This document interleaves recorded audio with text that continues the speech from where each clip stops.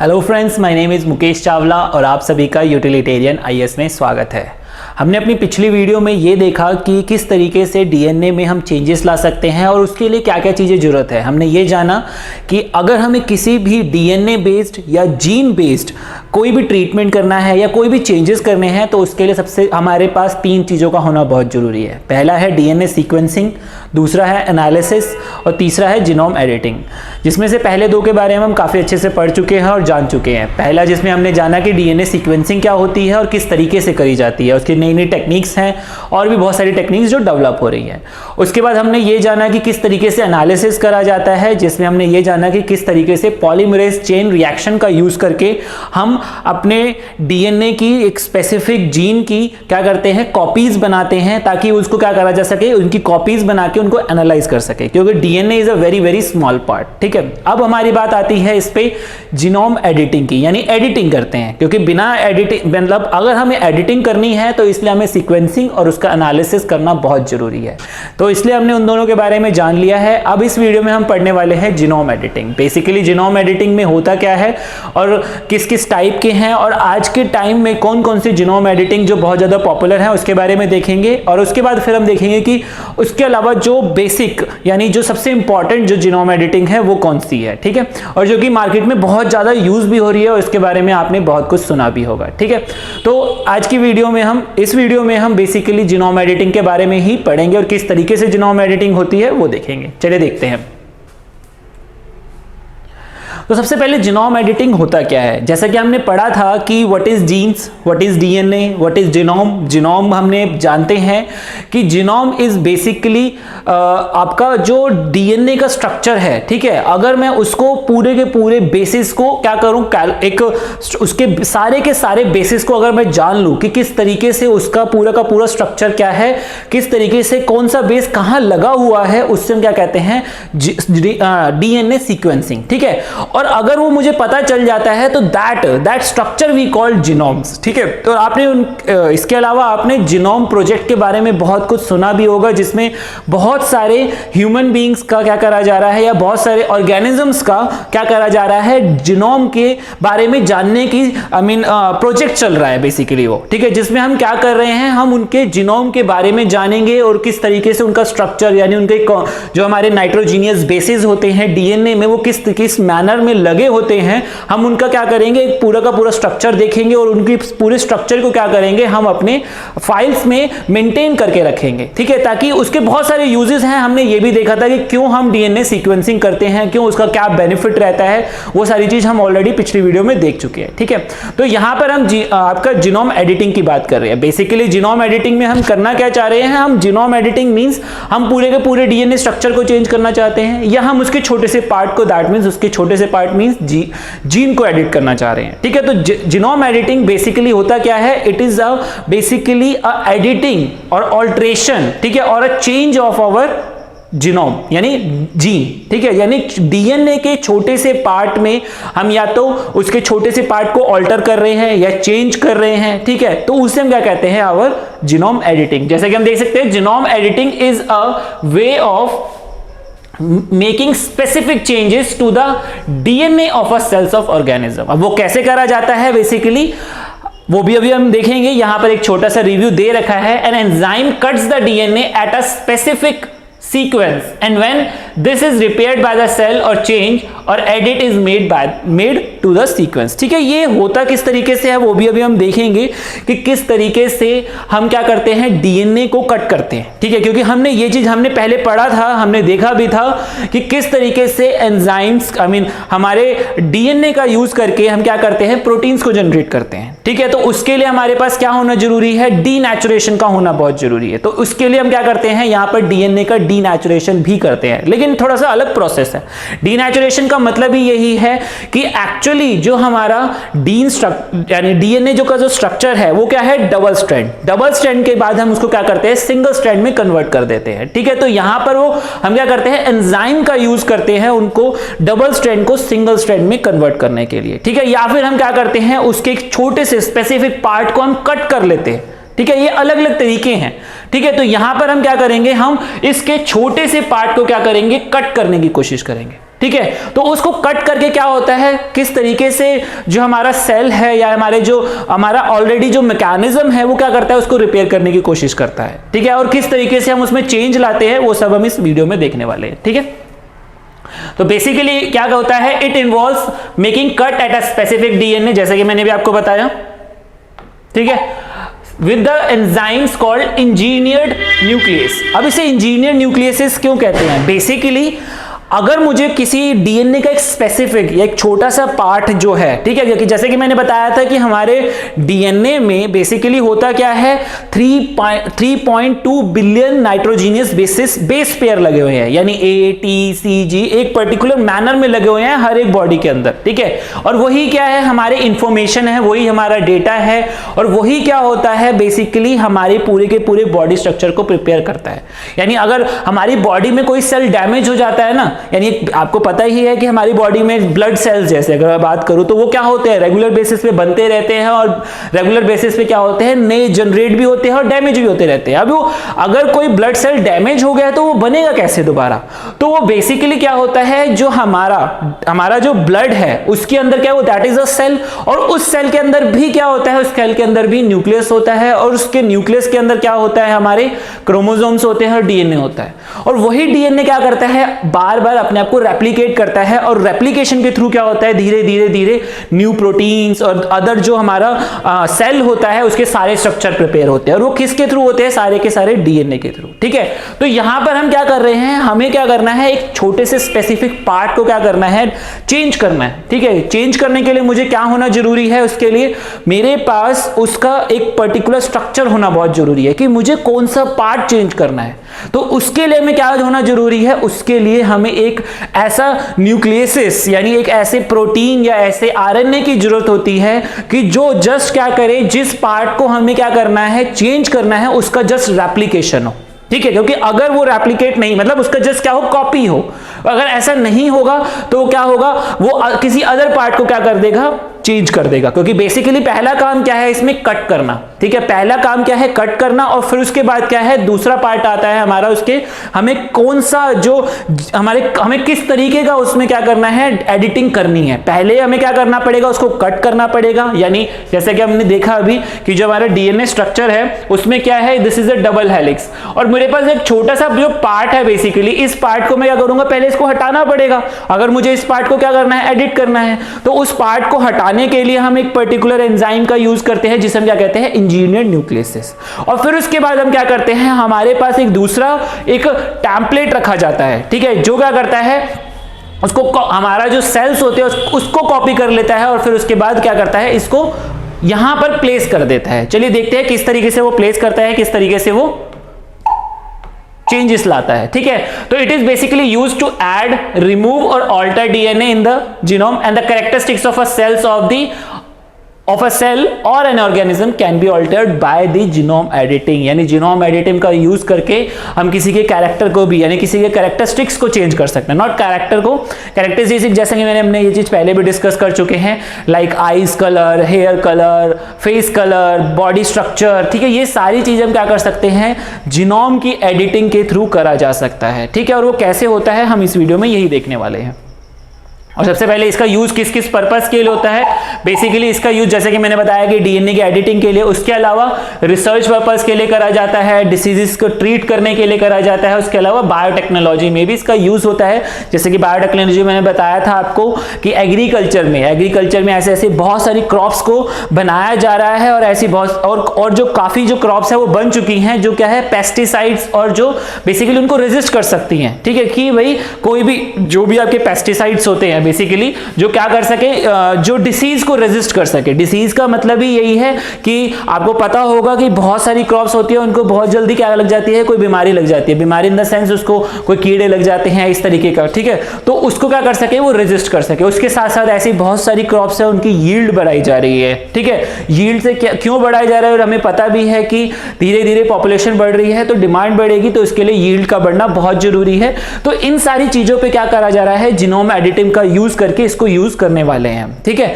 तो ये हमारे लिए क्यों बेनिफिशियल है हम देख चुके हैं, क्योंकि सबसे पहले रिसर्च के लिए रिसर्च होएगी तभी क्या हो सकता है कि हम जैसे हमें पता है कि कैंसर का ट्रीटमेंट अगर मुझे करना है तो अगर जब तक मेरे पास सीक्वेंस नहीं पता होगा यानी सीक्वेंसिंग नहीं होगी तो एनालाइज नहीं कर सकते हम।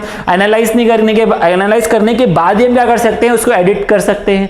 ठीक है, तो अलग अलग प्रोसेस के लिए हमारे पास क्या होना जरूरी है, हमारे पास सीक्वेंसिंग, एनालिसिस और फिर उसके बाद एडिटिंग करना बहुत जरूरी है। ठीक है, तो उस तरीके से हम क्या करते हैं, इसमें हम रिसर्च पर्पस के लिए भी उसका यूज करते हैं और इसके अलावा जैसे मैंने बताया ट्रीटमेंट के लिए, उसके अलावा बायोटेक्नोलॉजी में इसका यूज करा जाता है। ठीक है, तो अब यहां पर हमारे सबसे पहले आता है कि किस तरीके से हम उसको क्या करते हैं, जीनोम की एडिटिंग करते हैं, कि किस तरीके से जीनोम को हम चेंज कर सकते हैं। तो उसके लिए सबसे पहले हमारे पास क्या होना जरूरी है, उसके लिए हमारे पास जैसे कि मैंने बताया कि हमारे पास जो इंजीनियर न्यूक्लियस होता है उसका काम ही क्या होता है, डीएनए को कट करना। लेकिन उसके अलावा एक और पार्ट होता है हमारा, that is we called DNA targeting part. ठीक है, अगर मुझे ये तो पता है कि मेरे पास एक न्यूक्लियस है, यानी न्यूक्लियसिस मतलब कि एक एंजाइम है जो क्या करेगा, डीएनए को कट करेगा, लेकिन मुझे यह भी तो पता होना चाहिए कि डीएनए का कौन सा पार्ट कट करना है मुझे। तो उसके लिए हमारे पास ये डीएनए टारगेटिंग पार्ट होता है, that is basically design to guide the nucleus to a specific sequence of the DNA. क्योंकि अगर जब तक हमें ये नहीं पता होगा, यानी अगर जब तक न्यूक्लियस को, यानी जो इंजीनियर न्यूक्लियसिस है उसको नहीं पता होगा कि कौन सा डीएनए का पार्ट कट करना है, तो वो क्या करेगा, रैंडमली किसी भी पार्ट को कट कर देगा, क्योंकि उसका काम है सिर्फ कट करना। ठीक है, तो जो क्या करता है, डीएनए टारगेटिंग पार्ट क्या करता है, आपके न्यूक्लियस को क्या करता है, गाइड करता है। गाइड करने के बाद क्या करेगा, जैसे ही वो उसको गाइड करने के लिए क्या करेगा, जो हमारा डीएनए टारगेटिंग पार्ट क्या करेगा, उस पर्टिकुलर डीएनए पार्ट तक पहुंचेगा और फिर क्या करेगा, न्यूक्लियस को बुलाएगा और कहेगा कि यहां से कटिंग करना स्टार्ट कर दो। ठीक है, तो इस तरीके से वो क्या करता है, गाइडेंस प्रोवाइड करता है। ठीक है, तो अब after cutting the DNA in a specific place the cell will normally repair the cut. ठीक है, अब होता क्या है, यूजुअली हमारे सेल का एक पर्टिकुलर डिफेंस मैकेनिज्म है। अगर जैसे कि अगर हम बात करें कि अगर मैं नॉर्मली बात करूं कि अगर बचपन में आपने देखा भी होगा कि आपने बचपन में खूब खेला कूदा होगा, तो उसमें आपने जरूर देखा होगा कि किसी ना किसी को चोट लगती होगी।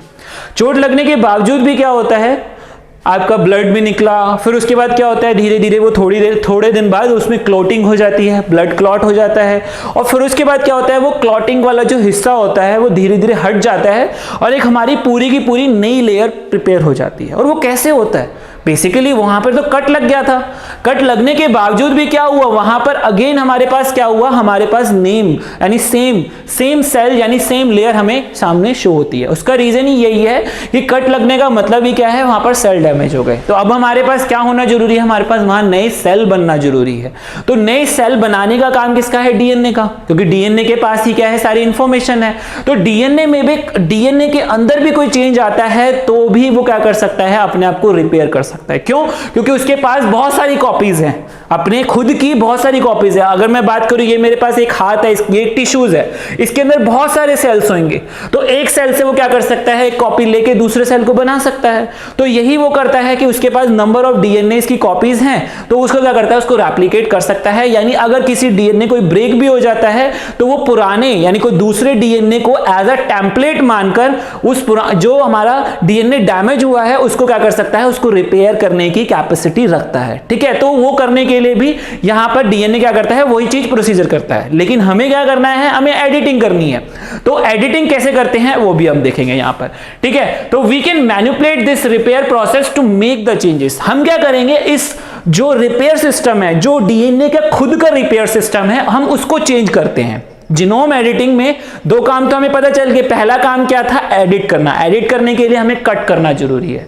तो कट करने के बाद क्या होगा, वहां पर कट करने के लिए हमने क्या करा, डीएनए टारगेटिंग पार्ट का यूज करा और एंजाइम का यूज करा। जैसे ही उन दोनों का काम पूरा हो गया तो ऑटोमेटिकली क्या होगा, हमने तो उसको हटा दिया उस पार्ट को जहां से मुझे करना था। लेकिन अब क्या करेगा, क्या करता है, सेल फिर से वही चीज करना स्टार्ट कर देता है, यानी वो खुद से रिपेयर करना स्टार्ट कर देता है। लेकिन मुझे क्या करना है, वहां पर अपना पार्ट लगाना है कि मुझे कौन सा जीन लगाना है, वो मेरी रिस्पॉन्सिबिलिटी है। ठीक है, तो वो हमारा काम है, यानी वो हम क्या करेंगे, उसको मैनिपुलेट करने की कोशिश करेंगे। किसको, डीएनए को, जो ऑलरेडी वहां पर एग्जिस्ट करते हैं, जिसको एज अ टेम्पलेट मानकर जो पार्ट ब्रेक हुआ है डीएनए खुद से उसको रिपेयर कर लेता है। ठीक है, तो यहां पर अब हम क्या करते हैं, उसको मैनिपुलेट करते हैं। ठीक है, तो ये क्या होता है हमारा बेसिकली इंजीनियर न्यूक्लियस, और ये होता है हमारा डीएनए टारगेटिंग पार्ट। जैसे कि मैंने बताया कि इन दो चीजों की ही हमारे पास क्या होती है, जरूरत होती है, क्योंकि जब तक हमारा कौन सा पार्ट हमारे को एडिट करना है, जब तक मुझे ये नहीं पता होगा, तो हमारा जो न्यूक्लियस होता है वो क्या कर सकता है, किसी भी रैंडम बेस पेयर को जाके क्या कर सकता है, एडिट कर सकता है। ठीक है, यानी कट कर सकता है।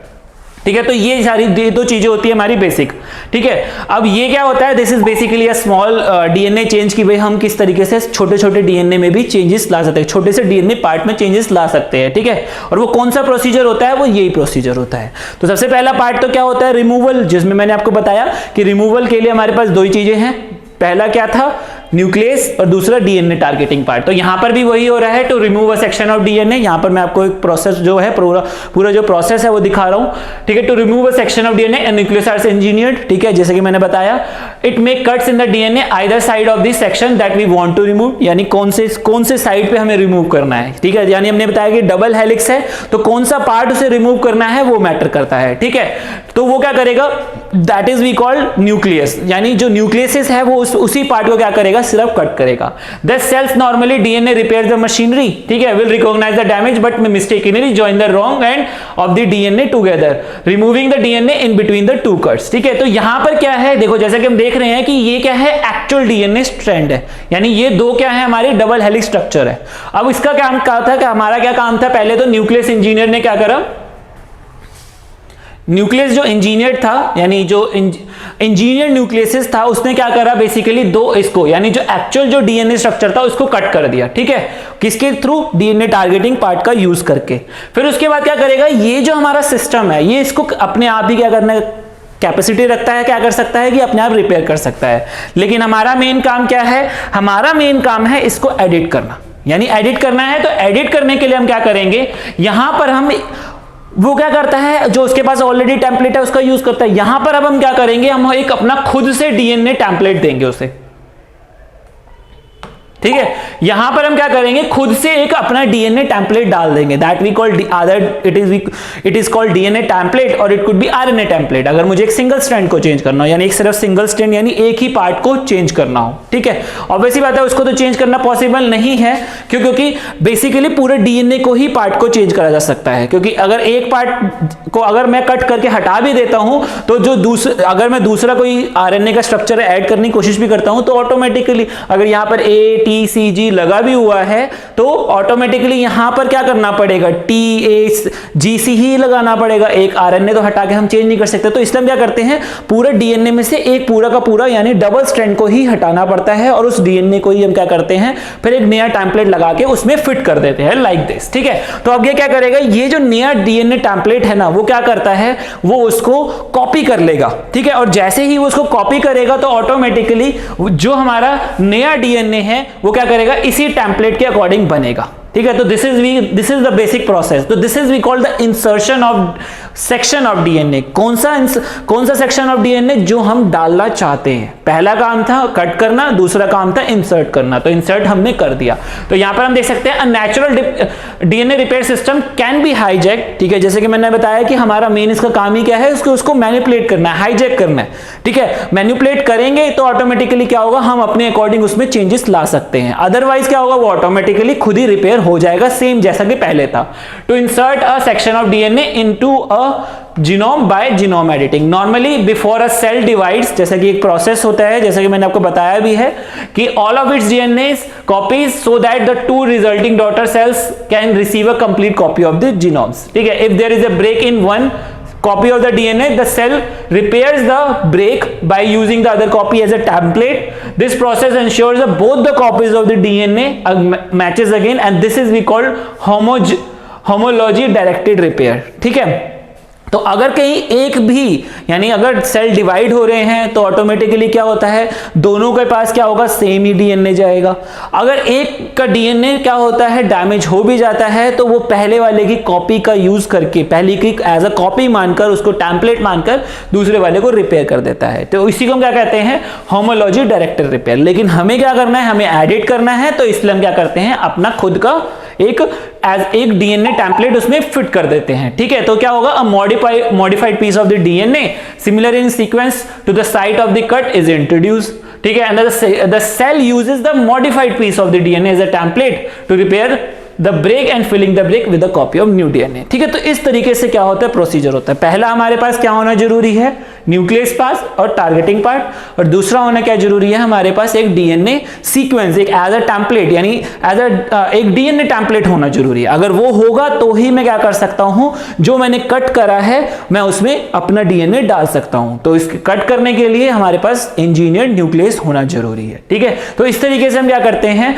हम अपने जीनोम की एडिटिंग करते हैं, क्योंकि मैंने बताया था कि हमारे पास 3 चीजों का होना बहुत जरूरी है। एक है हमारा सीक्वेंसिंग, दूसरा है एनालिसिस, उसके बाद यानी 2 चीजों का होना जरूरी है, उसके बाद ही हम तीसरा स्टेप कर सकते हैं, that is we called genome editing. तो इसीलिए हमारे पास, इसलिए हमने पहले सीक्वेंसिंग सीखा, एनालिसिस सीखा, और फिर हमने आज डीएनए यानी जीनोम एडिटिंग यानी डीएनए एडिटिंग के बारे में जाना, ठीक है। तो अब जानते हैं इसके बेसिकली टाइप्स कौन से होते हैं, ठीक है। यहां पर 2 टाइप्स हैं, एक है हमारा बेसिक आरएनए बेस्ड, ठीक है, एक है हमारा आरएनए बेस्ड, दूसरा है protein based. RNA based basically क्या होता है, हम उसमें कौन सा जो हमारा एंजाइम होता है, यानी जो हमारा बेसिकली न्यूक्लियस होता है, यहां पर लिखा हुआ है a short sequence of RNA is used to cut the DNA, ठीक है। अगर मुझे डीएनए को कट करना है तो हम क्या करेंगे, एक आरएनए का यूज करते हैं।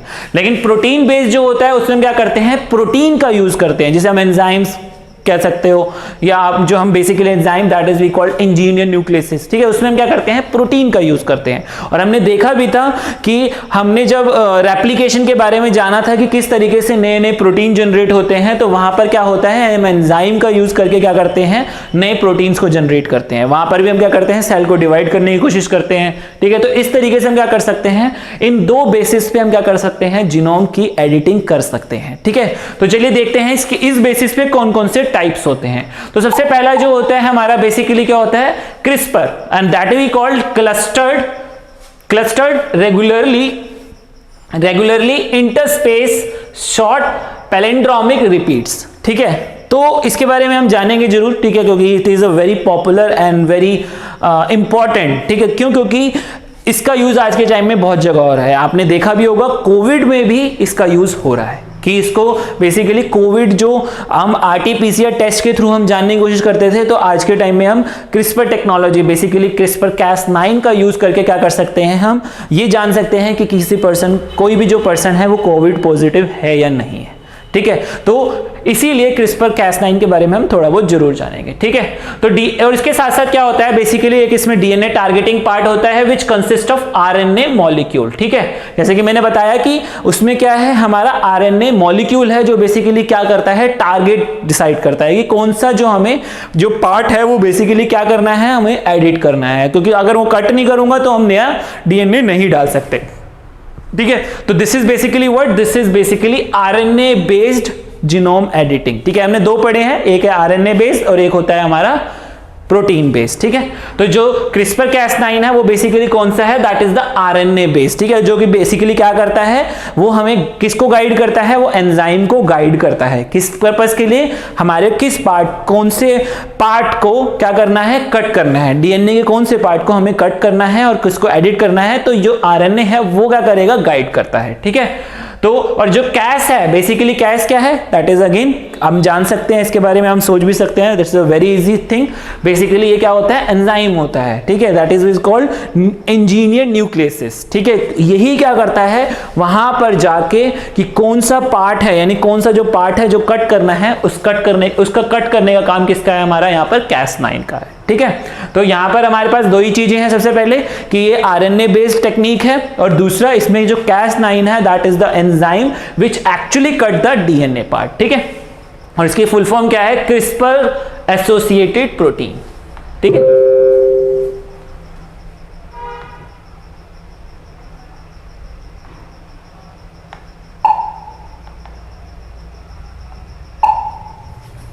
ठीक है, अब नेक्स्ट क्या आता है, नेक्स्ट ZFNs, ठीक है, दैट इज इसकी जो फुल फॉर्म क्या है, zinc finger nucleases, zinc finger nucleases, और it is a protein based, ठीक है, ये क्या है, प्रोटीन बेस्ड टेक्नोलॉजी है। यहां पर प्रोटीन का यूज होता है, किसको, बेसिकली ये प्रोटीन जो है वो गाइड करता है, ठीक है, और जो न्यूक्लियस है वो क्या होगा हमारा, बेसिकली फॉक न्यूक्लियस होता है, जो कि क्या करता है, डीएनए को कट करता है। यहां पर दो ही चीजें again, ZFN is a zinc finger nucleases, जैसा कि हम देख सकते हैं, this is the zinc finger, ठीक है, और DNA binding part of these DNAs is made up of zinc finger protein which each bind to 3 DNA bases, ठीक है, ये क्या करता है, 3 DNA bases को बाइंड करता है और फिर वहां से बताना स्टार्ट करता है कि भाई इस जगह पे आओ, इस जगह से हमारा जो न्यूक्लियस है वो क्या करता है, उसको कट करना स्टार्ट कर देता है, ठीक है। और उसके बाद क्या होता है, basically 2 fork molecules come to